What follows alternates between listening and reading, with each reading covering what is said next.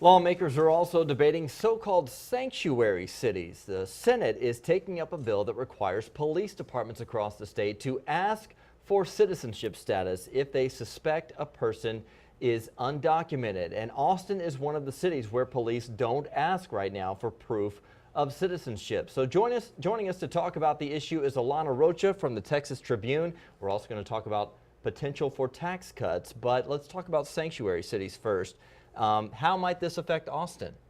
Well, first it needs to pass, both chambers. It's set to hit the Senate floor, maybe in the coming week, possibly now that it's out of the Senate committee. It passed along party lines in that committee. It's expected to pass the Senate, but maybe not even hit the floor for debate in the House. Not much appetite for that. So kind of not even there yet as far as getting out of the Capitol. And then once it gets there, basically the bill would cut off state funding if a city like Austin, or really any government entity, spelled out in an ordinance prohibiting their local law enforcement from asking that question. So still cart before the horse right now. It still needs to get to that point where it's a serious consideration. Something that's kind of hotly debated, I guess, right now would be tax cuts. Two different approaches here. The House is considering cutting sales taxes. The Senate, property taxes. Talk about the two different approaches. Yeah, yesterday House Ways and Means Chairman Dennis Bonnen said, regardless of which tax cuts we talk about, it's a good problem to have. Just the fact that Texas is talking about cutting taxes. Sure.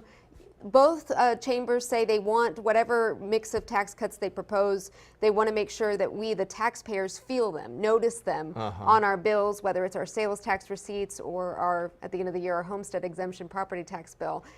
So it'll be interesting to see where the focus is. Like I said, the main focus of both chambers is they just want us to notice. Right, and any chance of either of these passing? I mean, what's the likelihood? Absolutely. I think given that the Governor Abbott has outlined tax cuts as a priority, you'll see some sort of mix of that. It could be, they'll go into committee like we've seen with the appropriations bill and the differences in the budget priorities of the two chambers. They'll have to shake it out between the two. Now, with Lieutenant Governor Dan Patrick, backing the Senate's property tax cuts, does that have a better chance of passing, or could the sales tax cut pass as well? Governor Abbott hasn't really taken a side yet.